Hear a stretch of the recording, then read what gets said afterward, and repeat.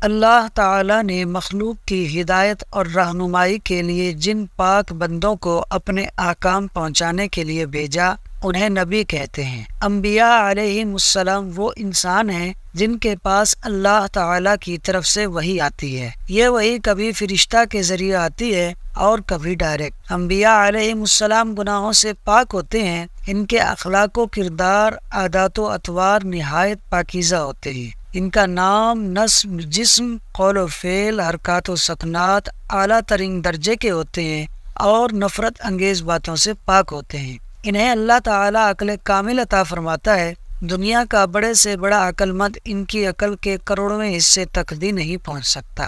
انہیں اللہ تعالیٰ غیب پر مطلع فرماتا ہے۔ انبیاء علیہم السلام دن رات اللہ تعالیٰ کی عبادت و اطاعت میں مشغول رہتے ہیں اور بندوں کو اللہ تعالیٰ کے احکام پہنچاتے ہیں اور اللہ تعالیٰ کا رستہ دکھاتے ہیں۔ نبوت بہت بلند اور بڑا مرتبہ ہوتا ہے۔ کوئی بھی شخص کسی بھی طرح کی عبادت سے نبوت کو حاصل نہیں کر سکتا، چاہے عمر بھر روزہ دار رہے، رات بھر سجدوں میں رویا کرے، تمام مال و دولت خدا کی راہ میں صدقہ کر دے، حتیٰ کہ خود کو بھی قربان کر دے، تب بھی نبوت نہیں پا سکتا۔ نبوت اللہ تعالیٰ کا فضل ہے، جسے چاہے عطا فرمائے۔ نبی کی فرما برداری فرض ہے۔ انبیاء علیہم السلام تمام مخلوق سے افضل ہوتے ہیں۔ ان کی تعظیم و توقیر فرض اور ان کی ادنا سی توہین یا تکذیب کفر ہے۔ کوئی بھی انسان جب تک سب انبیاء کو نہ مانے مومن نہیں ہو سکتا۔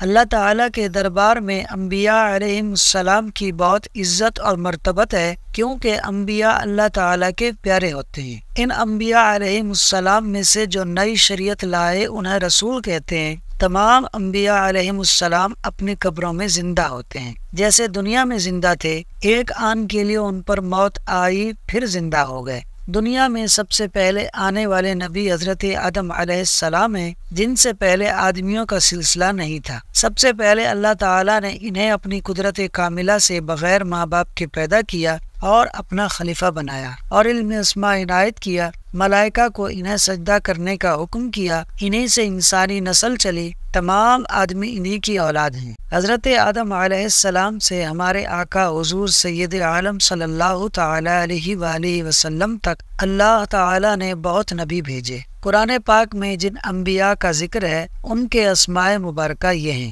حضرت آدم علیہ السلام، حضرت نوح علیہ السلام، حضرت ابراہیم علیہ السلام، حضرت یوسف علیہ السلام، حضرت اسماعیل علیہ السلام، حضرت اسحاق علیہ السلام، حضرت یعقوب علیہ السلام، حضرت موسیٰ علیہ السلام، حضرت ہارون علیہ السلام، حضرت شعیب علیہ السلام، حضرت لوط علیہ السلام، حضرت ہود علیہ السلام، حضرت داؤد علیہ السلام، حضرت سلیمان علیہ السلام، حضرت ایوب علیہ السلام، حضرت زکریا علیہ السلام، حضرت یحییٰ علیہ السلام، حضرت عیسیٰ علیہ السلام، حضرت الیاس علیہ السلام، حضرت الیسع علیہ السلام، حضرت یونس علیہ السلام، حضرت ادریس علیہ السلام، حضرت ذوالکفل علیہ السلام، حضرت صالح علیہ السلام، حضور سید المرسلین محمد رسول اللہ صلی اللہ تعالی علیہ وآلہ وسلم۔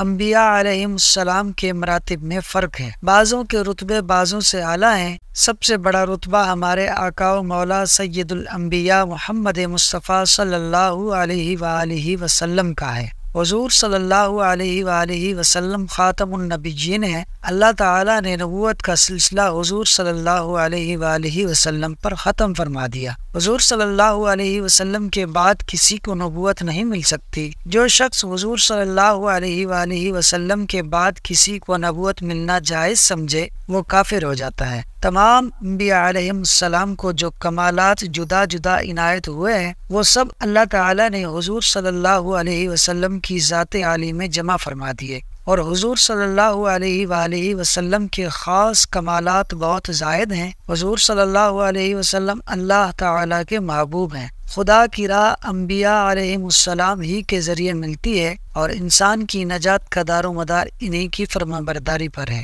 اللہ پاک مجھے اور یہ ویڈیو سننے والے کو ان تمام باتوں پر ایمان کے ساتھ دنیا سے رخصت فرمائے، آمین۔ دوستو، ایمانی تقاضا سمجھ کر اس ویڈیو کو لائک اور شیئر کریں اور فاز سنو یوٹیوب چینل کو سبسکرائب کر لیں۔